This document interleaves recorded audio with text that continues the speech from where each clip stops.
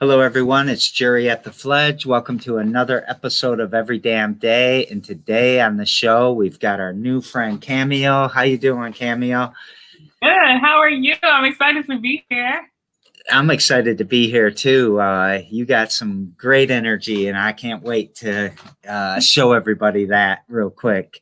But before we start, I'm going to describe myself. You're going to describe yourself. So for anybody out there that can't see us or just listening, I'm Jerry. I've got brown hair. I've got brown eyes. I've got my headset on. I'm wearing a Keep Bitcoin Shady t-shirt that we designed here, and I'm sitting up in my office in front of some of my art and some of my collection, and coming to you from Lansing. How about you, Cameo? Okay, my name is Cameo, and I have a large curly crown of coils on top of my head, brown skin, deep brown almond eyes with big hoop earrings, and a gray, we call these baby fit t-shirts is what I'm on. All right. So you and I are just getting to know each other. We've just been introduced in the last week or so. I'm so excited to get to know you. We didn't spend a lot of time talking about you and your projects, so we could do it right now. So would you mind going into telling us about yourself and the projects that you're working on that you have? Definitely. I at the center of all that I do is about healing and freeing women. And so two ways those manifest is one through a nonprofit called Grit, Glam, and Guts. I'll say it again, Grit, Glam, and Guts, because sometimes people get kind of tongue twister. But we focus on girls ages 12 to 17. And our goal is to increase self-awareness, increase self-identity, as well as recognizing and engaging in the power of your voice. The other part of the work I do is the Good Girl Podcast. And on the Good Girl Podcast, we redefine what it means to be good through confessions. And those confessions are uncomfortable truths about ourselves. Oh, I love that. I want to dig into that a lot more. Both of them, obviously, because I love you. I told you earlier, I love your mission that I was able to garner from the Facebook page. So I want to dig into both of that. But before I do that, can we dig into you a little bit more? Like where you were born and raised, where you went to school, what brought you to Lansing, things like that? Definitely. I am a proud Detroiter, born and raised in Detroit City proper. The west side of Detroit. I went to Detroit Public Schools. After that, I got my undergraduate degree from the Howard University. Oh. Yes, I'm sure folks have heard a lot about that over the past couple of days. All the Howard University alum have been insufferable, and we will probably continue to be insufferable over the next 4 years. Good. I also, and so my background is broadcast journalism. And so that's what brought me to Lansing. And so I worked in TV and in radio for a couple of years here at a CBS affiliate, as well as a local radio station. So that's a little bit about me. So now I'm all intimidated. I'm this hack doing this show, and I've got this broadcast professional. So bear with me. No. Let's go into the Grit, Glam, and Guts. How would you describe like some of the people that you work with, or how people get involved with you, and what do you guys do like on from time to time or whatever? How's it all work? Yeah, so we've been doing this work for about 9 years now. And we started off as a conference, just a one-day conference for girls in the Lansing area. And the goal was to give them something active to do, something they would be excited about over the summer when sometimes there's this summer lull or summer slump, and to connect them with existing programs in the year. And from there, it has expanded from a conference in Lansing to two city conferences, one in Flint and one in Detroit. We also have after school programming. And we also do a 1 week camp, residential camp at MSU, Michigan State University. And one thing that I pride myself on with Grit, Glam, and Guts, it's actually a couple things, but in terms of how we do our programming and why we do our programming, one is to cultivate that sisterhood among women and among girls. The other piece is that we really want to give students tools to show up authentically as they are called to show up. We're not trying to tell girls this is how you should show up, but how can we help create the healthiest and highest version of you? So essentially, I don't want any repeat cameos. I don't want any repeat of my staff. There are solutions and power in this next generation of teens, and we just want to help you be what you are called to be. So are the teams, like, do they come from a very diverse background? Are they trying to like get into college and they're doing extracurricular stuff? Are they in trouble, or is it just anybody? Yep, it's any teen girl. It's any teen girl. We typically connect with underserved girls, or girls who are, and when I say underserved, when we think about the demographics of some schools in the inner city, the majority of them have low income households, right? Or single parent households. And that tends to put them at a disadvantage. And also sometimes those schools are just under-resourced. And so we want to, and also we know what type of society we live in, right?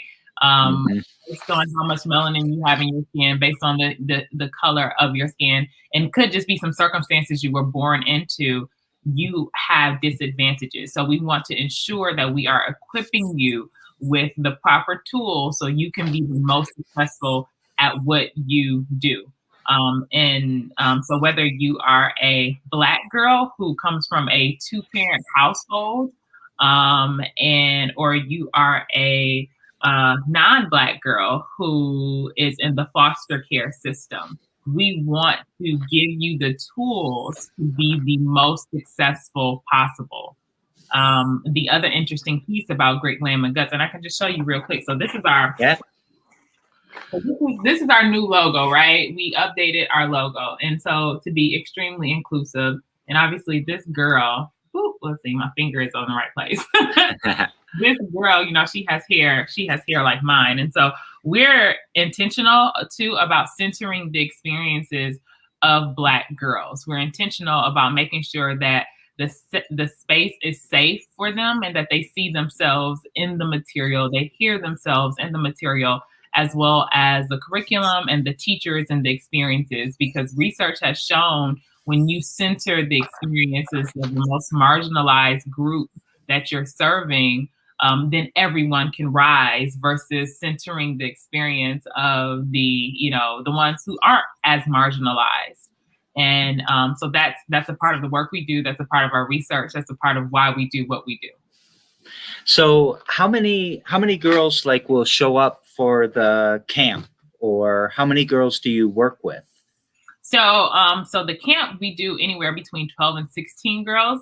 That's enough for me and the staff, because it had me questioning my sanity 2 years ago. Because it's girls from all over the state of Michigan meeting up for a week, 24/7, spending that whole week on MSU's campus, taking collegiate level courses. Oh, wow. Yep. And it's about self-expression and art. And again, connecting back to our mission that includes self-identity, self-awareness, and recognizing and engaging in the power of your voice. But, and so that's the camp, the after school program that's typically connected with a specific organization or a school. So we were at Eastern for a while. We were at Sexton for a while. And also just connecting with some other community organizations. The largest, or the easiest pathway to get connected to Grit, Glam, and Guts is to attend, or historically would have been to attend one of our conferences. And so our last conference, which was before COVID, the summer of 2019, is that correct? The summer of 2019. Yeah. COVID was 2020. So the summer of 2019, we had about 300 people present, right? And so that included girls, that included mentors, that included organizations, that included speakers, all on the campus of MSU, participating and connecting. And the interesting thing now, Jerry, too, because we are in COVID and because we are staying safe, we have virtual opportunities. So girls can connect with us right now, getting prepared for the summer for some of our virtual programming, both virtual programming. And feel free to stop me because, Jerry, I can go. You go, because I love what you're saying. I can go. And so the box that I showed you. So this is actually a box. And so the box I showed you, this is a way that we kind of switched and we pivoted for 2020. I know that's kind of like a buzz phrase, switch and pivot, but we had to do it because, at least on my heart, I'm still called to serve these girls. I'm still called to tap into that space so they can be the highest and best expression of themselves, like the entire wellness, social, emotional, all these pieces. And so we created, in a sense, a team subscription box. And it comes with items that come directly to the girls' homes that connect with our mission. And it's called the Dream Box. So, for example, the book isn't in here, but we had a book in here. But let's see if you can see this. Okay, so here we go. Okay, so I don't know if you can see that really well. But so we call this the Dream Girl Starter Kit. And so on the surface level, and it comes again in this box. On the surface level, it just looks like yarn and a crochet needle. And it's like, why do I want this? But what it comes with is a actual course, right? A live course from the woman that's on the front of here. Her name is, she calls herself S.Ladybug, and she teaches girls how to crochet, whether it's to make a hat, a scarf, earrings, like the jacket she has on. And she does these things like, this is her business. So she makes items like that, custom items for celebrities, for people. And so she's teaching them that skill. But that skill is very much connected to, you have something up here that you believe that you can make, or you have a vision for yourself, but how can I bring it to, reality? How can I manifest it? And this is just one. And so we have several items in the box that connect with your dreams, connect with girls. And I'm really excited about this. I'm excited about it too. I want to see what's more in the box. But, let me take a break from that for 1 second. Okay. Just Fonda Brewer's out watching, and she says she loves the great work that you're doing and uplifting young ladies in our region. And she also said that that was an awesome conference, the one in 2019, and she was a speaker in for the I Am Enough conference. Yeah. So shout out to Fonda, and shout out to you. When you talk about, 12 to 16 girls or whatever the number of girls that you said it was enough, it sounds like you have to meet them where they're at, that's important to you. And that, I think that what you were saying, it started reminding me that so many people try to fix everybody, right? We, somebody gets poor and we preach at them and we pray over them and we tell them what they have to do to lift themselves up by the bootstraps. And by doing that, it's all ridiculous. And I mean, I'm not saying that religion's ridiculous and all that stuff, but the way we sometimes treat people, it sounds like that would be really bad for these girls. What's your take on that? How do you meet people where they're at? I think the one thing that has shifted, that was a major shift for me in doing my work and connecting with the girls in a unique way, was one, understanding that I am not God. I do not have the power to change anyone. And then it also humbled me, because who am I to say that they need that change, right? In my limited vision as a human, I can only see so far. I don't know what's coming next. I don't know what the world needs in 20 years. I don't know what's inside this individual. So I think there's a humility that needs to happen there too. And that humility also puts my organization, put even the girls somewhat in a place I'll say this, it puts adults in a place of humility and it puts teens in a place of leadership.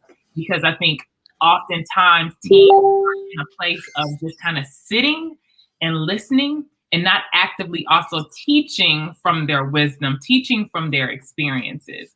And so that dynamic definitely shifted it for me. But last thing is, just as much as I'm teaching and I'm sharing, one of the requirements, if you are volunteering, if you are a teacher in my program, whatever you're asking the students to do, you have to do the same thing. And that came from an experience I had. I was asking, I think, the students to talk about something they were afraid of. And it was kind of quiet, like they really weren't sharing. And we were kind of all in a circle. And like I wasn't getting the same results that I had before because I was just being really open, really honest. It's kind of being like a circle of trust, Yeah. And I felt in my spirit, I'm a woman of faith. I felt God say, well, you need to be vulnerable. Like, how are you going to ask them to be vulnerable and you're not going to be vulnerable? I said, okay, well, I'll share something I'm afraid of. And I went to share something I was afraid of when I was like 16, younger. And that same spirit was like, no, talk about what you're afraid of right now. And I was like, ooh. And it made me think, like, whatever you're asking these teens to do, you have to do it yourself. And so I had to begin to share with them, like, some of my real fears at that age. I may have been like late 20s.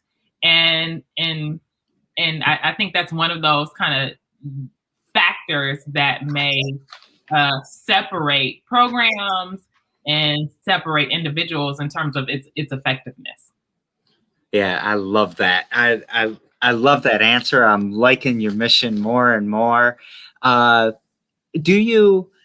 here's a question about female versus male and transgender. Do you accept anybody that identifies as female or as a girl, or do you stay away from like transgender kids?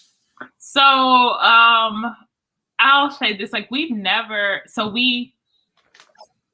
our programming, when we work with organizations, we typically align with whatever that organization's stance is. And okay. So if an organization allows,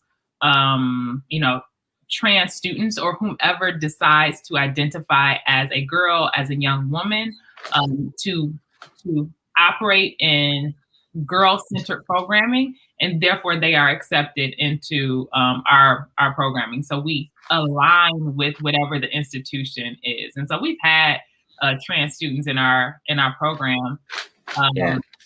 We had questions too in our inbox. Someone sent me a question, and it made me angry, and I'll tell you why. Someone sent a question and said, "Is LGBTQ is this a safe environment for them?" And I didn't respond this way to them, but I'm like, why wouldn't it be? But at the same time, I understand why you have to ask that question. I understand why and how environments have been harmful to students who do not identify or show up as we believe they traditionally should. Because I know my mission isn't necessarily, even though it's like a girl-centered program, everything in our mission has to do with the wholeness and the fullness of a child. Like your identity, you're like developing your own healthy self-identity. That has nothing to do with, necessarily gender. Are you healthy? Are you whole? And so that was just kind of like a behind the scenes thing. But I got it. I understood why she had to ask that question. Yeah, I get asked it a lot from people that don't know us that well, but we have a large LGBTQ community here too. So I'm going to ask you a question that's going to seem like I shouldn't be asking it, but okay. Why is it important to focus on girls? And I don't mean that in a way like I disagree. That's what I'm trying to say, because I agree full-heartedly. So maybe I can tell you kind of like our origin story.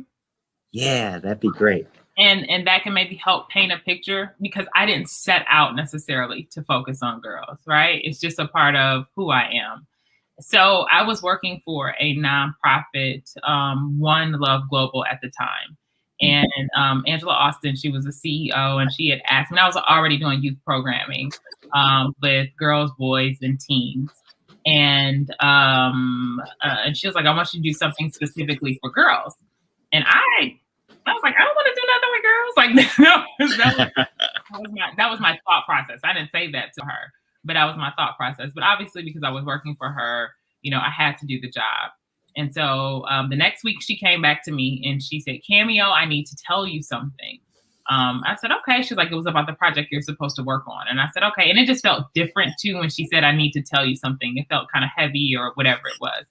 And before I was walking out the door, she said, Cameo, let me talk to you. And she said, so, the project that I gave you to work on with girls, God told me, she's a woman of faith. She said, God told me it was for you and it wasn't for me. And in that moment, when she said that to me, I didn't say this verbally to her, but I definitely said it in my head. I said, well, God didn't tell me that. That was my response.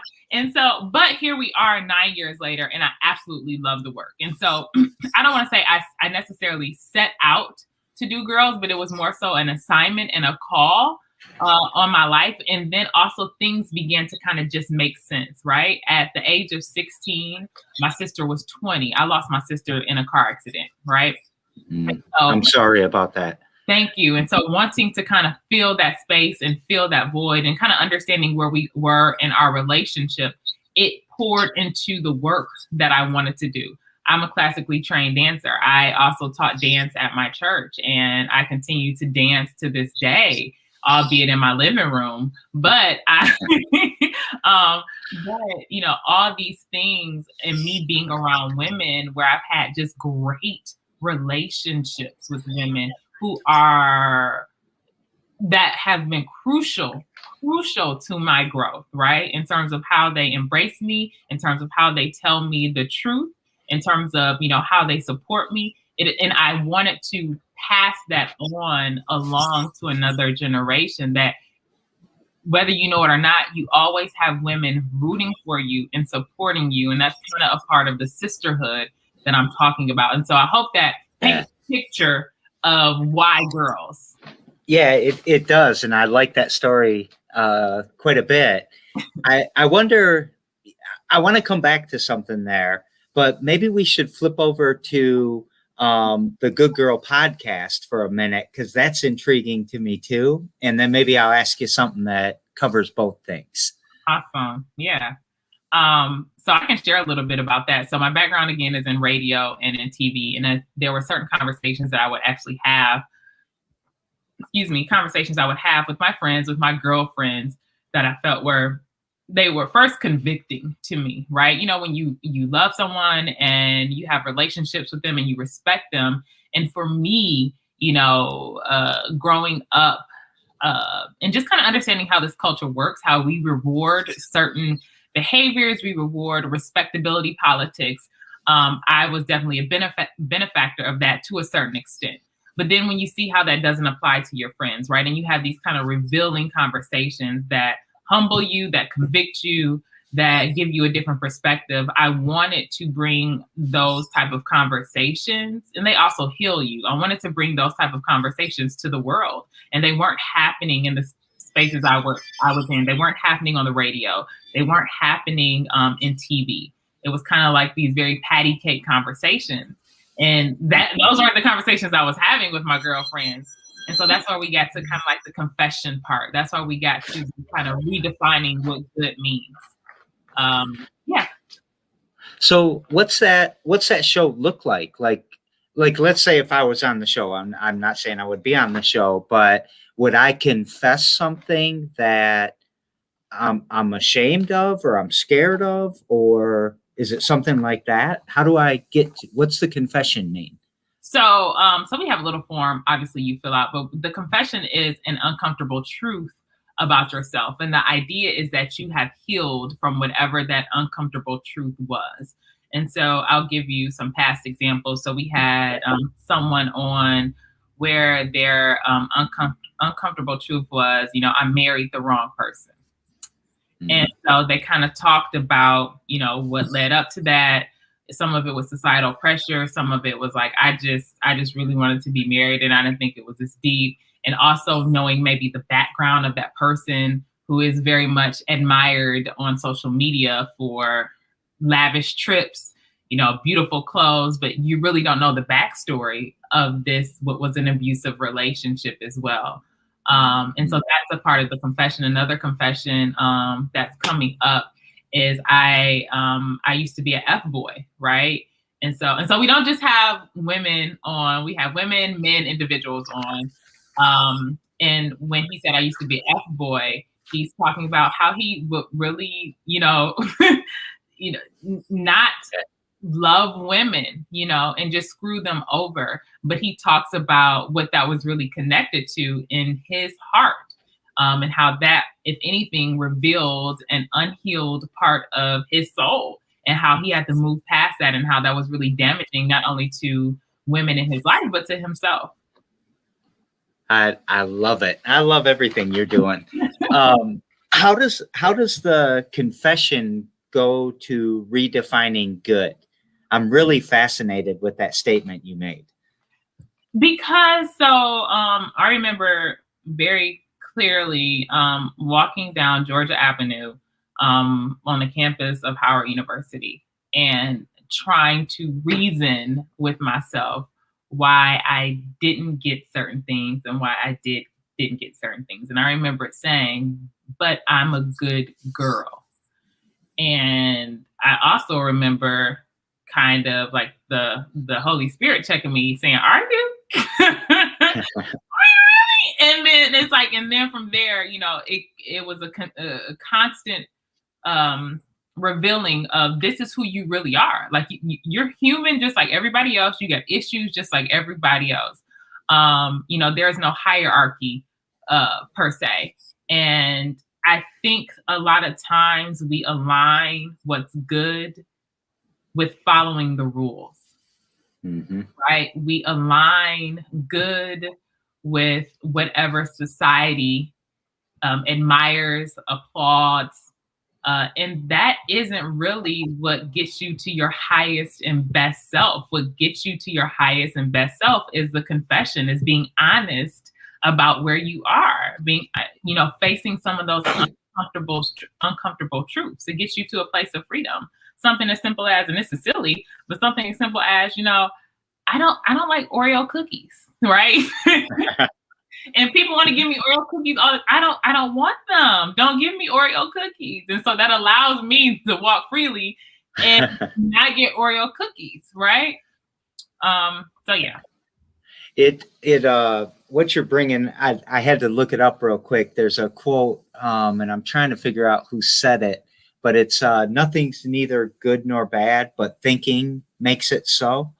And I think about rules all the time because I think rules are a big failure in our society, because you've got all these rules that build on each other because somebody stuck gum on a pew. Now nobody can have gum. And then it was a kid that did it. So now you can't bring your kids. And these rules kind of build, and they're different. The library will have different rules than the school, than the church, than the wherever.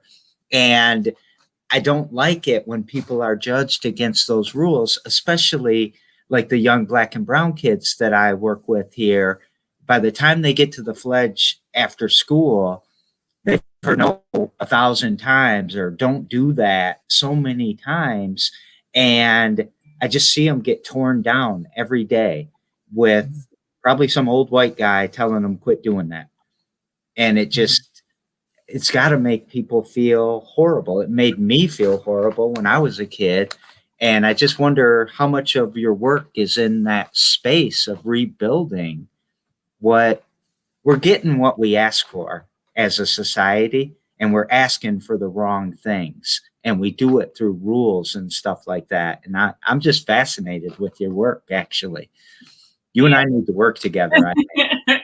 Yeah, and honestly, it's definitely a part of my, and I'm sure you've picked it up in my conversation, but it's definitely a part of my faith journey. Yeah. because I have definitely been a rule follower. And it's because they do produce positive outcomes for certain groups of people, right? Starting from, you know, grade school, middle school. You get good grade. You follow. You read the text. You follow the rules. You get a gold star. You get an A on your paper, right? And that's how that kind of rule indoctrination begins. And then, you know, for good reasons, right? You don't cross the street when the light is green, right? You know, rules are good in certain contexts, but when it comes to the diversity and the complexity of humans, I think there's a shift as we get older, and acceptance that I'll say a rule, a prescription of like Tylenol doesn't work for everybody's headache. You know, maybe somebody else needs to drink water because they're dehydrated. Maybe someone else needs to eat more greens. Maybe someone else has high blood pressure. But oftentimes we're just told, no, you just need to take this prescription. And it doesn't allow for it doesn't really produce the intended outcomes. It just has people kind of operating very robotically and not getting to that highest and best expression of themselves. Yeah. I like what you're thinking. I'm thinking of rules like that tell you where to sit on a bus or which fountain to drink out of, or even, you know, if I had a lot darker skin, I have to behave way different in front of the police. I've got a code switch all the time, and it just I like what you're doing because I think it's kind of questioning that too, and it's not just, you know, one rule that somebody breaks could make them feel so bad, and to be able to talk about that and to let them kind of see that it's okay, I think is fascinating. Yeah. So one more question on the two groups together. 2020 was tough on a lot of people. I wouldn't even say most people. Some people had a really good 2020, as much as they couldn't go out and stuff like that. They thrived. They lived in their house that was all comfortable and all of that. And some of us are out fighting every day. And from a women's perspective, it seems like a lot of society's needs fell on women in 2020. Whether that be, you know, the man was working somewhere and the woman had to stay home with their kids and help with school and fall even further behind in the job markets. How did you see 2020 from like a girl's perspective? And I'm not calling you you know what I'm saying? Yeah. From your client's perspective, if you call them clients, I'd like to do that. I say the people that I serve. So the people that you serve. Okay. That's a very, I think, heavy, open-ended question. And so I'm going to try to answer it the best way, but answer based on what I've seen, right? Okay. And so and obviously I'm not speaking for everyone, but this is what I've seen. Like Black women, by and large, you know, are the heads. When you compare Black women to non-Black women, basically everybody else, you know, we are the heads of households. There are more of us being the heads of households than any other group. Mm-hmm. And we also have a lot more responsibilities financially. And when I say that, different groups operate differently. So when you think of Hispanics, you know, even not specifically Vietnamese, but you know, our Asian communities, their family units tend to be up under one household. But for us, you know, mom may live down the street, may stay in the same neighborhood, but live down the street. Sister may stay around the corner. And so you have this interesting dynamic with Black women. And while we continue to be the most marginalized, because while we are still getting paid the least or one of the least, we have more responsibilities. We still give the most. When I say responsibilities, we have caretakers, we have parents, We have holding down a full-time job, and then we have the heads of households. And so I think Black women continue to do what we always do, which is show up and get the job done. And while that may be true, we also have suffered emotionally and physically and mentally in this space. But this has been a part of our history. Like, this is what we do. We get the job done, but yet still we suffer individually and aren't fulfilled as a whole. So 2020, I think, magnified that for us. It magnified it in terms of what can we really handle? Why are we doing these things? It has shaken the foundation of a lot of things that I think we thought were so important to the process of us living a fulfilled life. For our girls, for teens or younger or young women, I think that they are in a place of learning as well, and also questioning as their moms or their aunts or their mentors are going through this process too. They are seeing it firsthand as they're developing in terms of what really matters. What really matters in terms of my education, what really matters in terms of my relationships, what really matters in terms of my faith, what really matters in terms of money, all these different components. And so I think that for the most part, they were at an interesting space to begin to form early or redefine early what they choose to value as they move forward. And so I think that's what 2020 has done. It has shaken our foundations, allowed us to re-examine, reevaluate, reassess, and then begin to place value on the things that we decide we want to place value on. And that is if we listen. I love it. Every answer you're given, I love. So, there's a lot of bias when somebody, a white girl and a young Black girl standing next to each other, the same exact age, the police, the society in general will look at that young Black girl as a woman, where they might look at the young white girl as a little girl, right? Mm-hmm. And do you deal with that a lot in the population that you're working with? Is there a trauma that you see around that? Oh, definitely. Yeah. Like definitely. And they may not outright say it. I think when we experience trauma, we don't even realize we experienced the trauma until years later, until maybe we're in a therapy session, or when we're in an intimate relationship and it comes up and you don't understand why you're having this behavior. And so definitely, and it has shown, like, yes, I can't stress it enough in the conversations we have in the team's thought process, that trauma shows up in so many different ways. And it's clear when what was maybe over the past 5 years, and just more recently in Michigan, when the young girl was detained or put in juvenile detention because she didn't do her homework. And then when it's traumatic. So we had a conversation about that in one of my groups.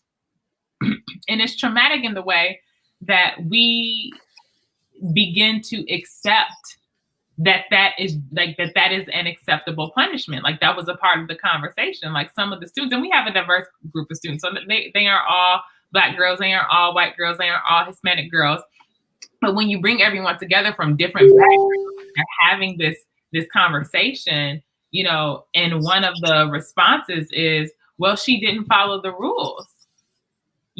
That's traumatic, that you are accepting this as an appropriate punishment, or as a punishment, or that you should be punished, versus let me just get you some help. Yeah. That is trauma in and of itself. So, yeah. Yeah. I think about Breonna Taylor and what happened when they finally charged the police officers, and they charged them for basically shooting the neighbor's house, or putting a hole in the neighbor's wall, rather than killing this young lady.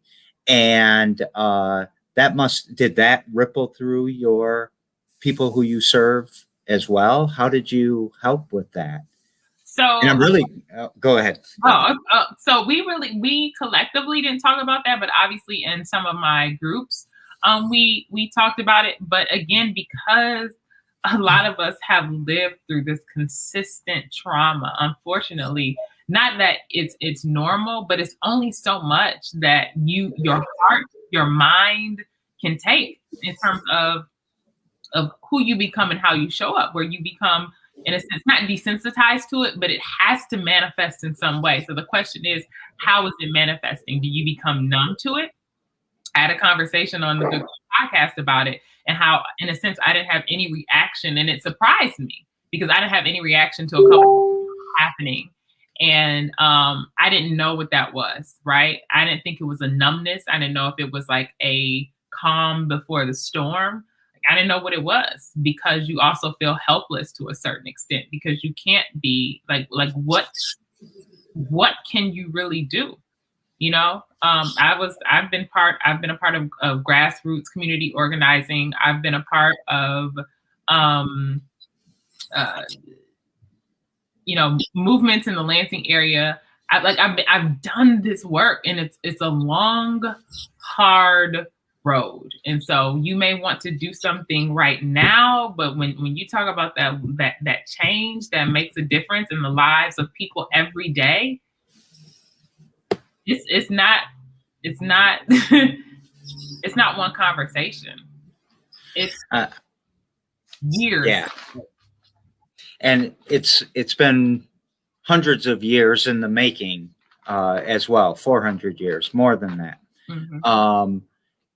I think about, I wonder how many people, oh, she's just 12 years old, she doesn't catch on to that.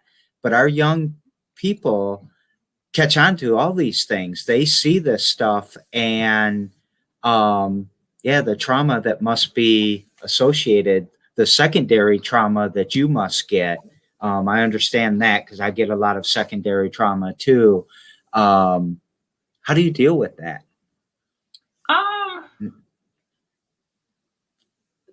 I'm a woman of faith, so I have to go inside, and then I have to go up to figure out what I can do. And is this something that I should be focused on? Is this something that I should be trying to figure out? One of my themes last year, and it'll probably continue to be this year, is essentially to mind my business, right? And when I say mind my business, what am I called to do? Who am I called to serve? What am I supposed to be doing? And I think when I operate in that area, when I operate in that arena, I am effectuating change for the bigger picture, right? I am producing healthier whole girls who then have the tools to manage their trauma. I'm encouraging them to connect with a therapist. I'm giving them tools from a therapist so they can show up and so they can advocate for themselves. And I think that has been one of my saving graces in terms of my sanity. When you have all this energy, when you have all this passion, when you see the wrongs and the ills of the world, but you cannot necessarily in a week with that passion create a movement that is going to change, the life of a girl on 7 Mile in Greenfield who just wants to go to school and get a good job so she can take care of her family. It's amazing. Is there something you do every damn day to push this mission forward? I guess it was just what I said, mind my business. Mind my business, reassess it. And I always, for me, I'm talking to God constantly. And another one of my themes for this year is being grateful, right? I think we have a lot to quote unquote complain about, and for right reasons, but I think we also have a lot, or I have a lot to be grateful for. While 2020 really showed the underbelly and the issues with the soul of America, there are also some things that I am grateful for that I have done in these United States and these opportunities that I have had. So gratefulness. Yeah, I often talk to, myself and the young people around here, actually everybody around here, is that your mission to try to make them look bad? Is that the mission you're on, or is your mission something else? Stick to your mission and stick to your values and realize your vision. Yeah. And you say mind your business. I like that. Yeah. So a couple of us are probably going to be thinking this, but I'm going to throw something that Kiana's saying out there. And I don't know if you know Kiana, but Kiana's a spectacular young entrepreneur trying to do, she wants to have a hotel and resort that's affordable, that is for us, is for our type of people. And Kiana's a Sexton graduate just recently. She's young. Right. I don't want to out her like that, but how can we get involved? How can we connect with you? How can we help? Because this mission seems so very important. Your business that you mind seems so very important. I love that, your business that you mind. So hey, Kiana girl. I'm always on all social media, right? On all social media, whether it's Instagram, whether it's Facebook, you can find me, Cameo King, or you can find the businesses. But I'll say ways to support me and ways to get involved. And so ways to support me, as always, and I think this goes for any business, is to share, like, and comment on the post, right? Because there's someone else out there, and thank you, Jerry, for having me on. But to, talk about this work that I'm doing, sharing it with other people, because my background is in communications, and word of mouth is still the most powerful tool in terms of spreading, in terms of people knowing about your business and the integrity of your business, right? Mm-hmm. So those things, like, share, follow, listen, download, everything, smoke signal, with the different. And then you can always shoot me an email. All my contact information is available. I'm extremely accessible. I respond for the most part. It may take me a week, it may take me 2 weeks, but I will respond. So just be patient with me. But then also, typically, whether it's with the Good Girl podcast or it's with Grit, Glam, and Guts, we're always looking for volunteers and interns. And so I know Kiana is a recent Sexton graduate, so I don't know if she is taking courses or anything like that, but we're always looking for interns. We're always looking for help for volunteers, things like that. So there's always a way to connect with the work we're doing. So our website, I don't know if you want me to share. Yeah, please.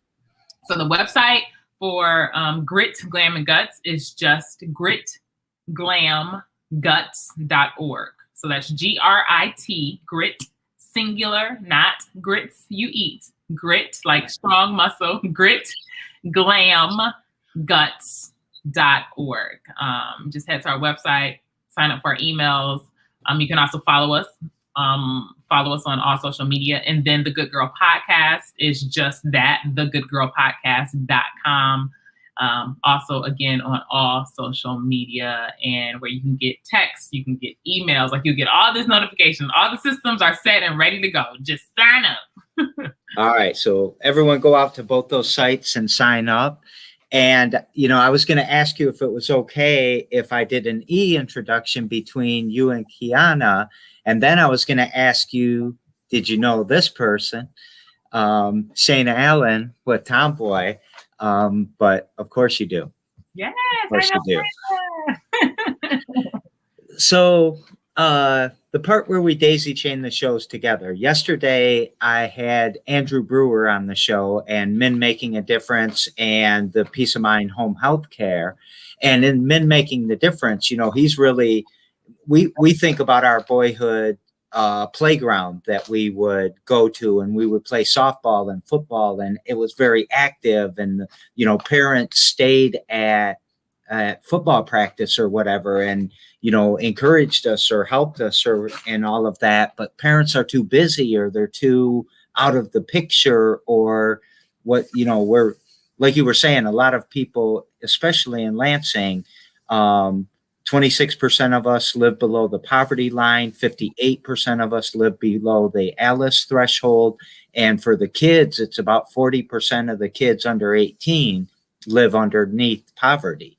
And so the parents don't have time to stay at practice. They got to go work. They've got to go do something that is dealing with poverty every day. And I think you guys are on a similar mission, I guess, is what I'm saying. His question to you is, and you probably already answered it, but we'll summarize it. What drives you? What keeps you from giving up, or what makes you go in even harder? When I have that young girl that gets it, right? And when I say gets it, who is hungry for it, right? And she may not have known she was hungry for it in the beginning. But when it makes sense to her, right? When it could be, you could have attended one of my programs 5 years ago, and you come back and you said, Cameo, what you said or what I experienced was what I needed. I remember when we did a program in Flint, and it was our second or third year out there. And I asked the people to come back who wanted to volunteer. This is one girl, and I remember her clear as day, because the year before, she just seemed like she didn't want to be there. She seemed disgusted. Why am I here? Somebody made me come here. And I just remember her face. And so when she came back to volunteer, I said, oh, okay, that's different. And so she was the last person to share. I asked all of them to share, why did you decide to volunteer? And she said, because the day before I was considering taking my life. And the only reason why I didn't is because of what I heard in some of these workshops, because of what I felt at this conference. And so when I hear stories like that, it's like, how could you stop? How dare you stop when you have something in you that you're pulling together? And mind you, it's not just me. It's the community that made this work. You know, Fonda mentioned being part of one of the conferences. We have people in the community that have love, desire, wisdom to pour into our girls. And they are connected, and they have moments like that. So how dare I stop? Yeah. We think about that all the time. You can't take a break from poverty. You can't take a break from oppression, and you can't take a break from the work you're doing, especially when somebody tells you how close they were to taking their own life. I'm very proud to have you on the show, Cameo. I like it. Thank you for having me. I like the work that you're doing. One more thing, or a couple more things. Tomorrow on the show, we've got Dawn. You're friends with Dawn from Ellie's Place. And what question would you like me to pass on to Dawn? So I'm always interested in people's experiences. And so the question I guess I want you to pass on to Dawn is, what life experience has shifted your perspective? Yeah, she's going to like that question, I think. I'm going to ask you that same question. What life experience shifted your perspective? So it's so funny when you flip the script and you ask a question that you just asked. I've had a couple, but I think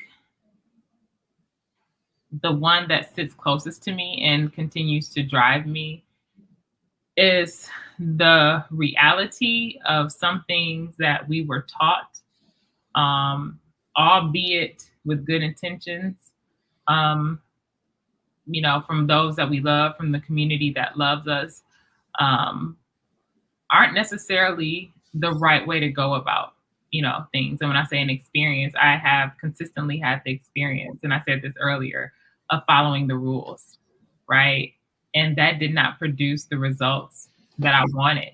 You know, it kind of led me into this place of constant disappointment. It led me into this place of almost, I don't want to say losing my faith, but very much questioning, you know, my faith until, until I got that revelation of, you know, who said I was about rules so much? Who said I was about rules like this? You know, I'm about your purpose. I'm about, love. I'm about my glory. You know, I'm about these things. And so that has been something that has drastically shifted my perspective. is honestly that bucking up against some things that we were taught and realizing that they don't work and finding a new way to go about things. So, is there anything you'd like to take us out with? And I want to show you a couple things that the crowd was saying, or show everybody. But like, do you have any events that are coming up? Any call for volunteers? I think that's constant. How can we help? How can we get involved? And I know I don't mean to ask you the same question about the share and all of that, but is there anything in particular that we should be promoting right now? So coming up, so I think I shared this a little bit. So the dream boxes, right? Boo, boo, boo. So the dream boxes, those come out quarterly. And so we had one in January. The next one is in April. And so if you have a teen, if you know a teen, if you are connected to a teen and they're interested in getting a dream box. So this is going to be our focus over the next couple of months, is signing teams up to get a dream box. And so there is a cost associated with it. So maybe you have it on your heart and you say, you know what, I want to donate to a team. You can send me an inbox and we can work that out. We can connect that. We have a list of teams that we work with who desire these dream boxes. We did it for the January dream boxes for students who wanted to receive it, but they couldn't afford it.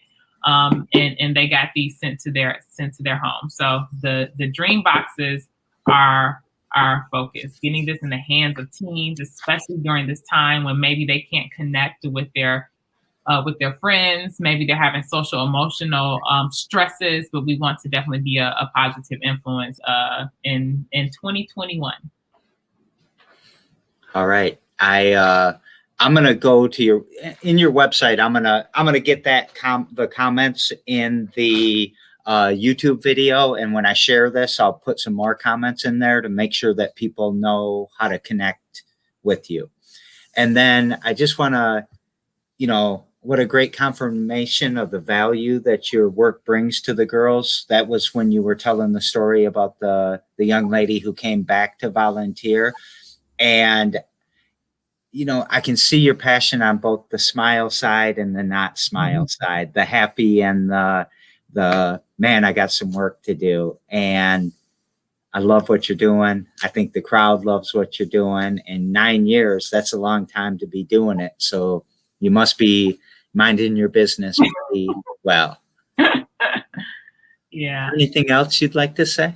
No, other than thank you, Jerry. Thank you for allowing me to be a part of your show, and that you are continuing to, share what's happening in Lansing, and just connecting people and things, and even being a hub for teens and accepting people as they are and still giving them the tools as well, the tools and the resources, because, I can't do this work, by myself. And, while I can be preaching and teaching one thing, it's different when you hear that same message across the street. It'll be confirmation or affirmation from someone else, like, oh, what she said was true, or what he said was true. So, same thing with the work you're doing.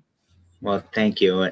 And I'm super honored to have you on the show. I didn't know exactly what we were going to talk about and all of that stuff. And you've just blown me away. And I want to work with you. I want to keep talking. This will not be the last time we talk. You're never going to be able to get rid of me. So thank you so much, Cameo. Tomorrow we've got Dawn from Ellie's Place, and we will see you later. See you, Cameo.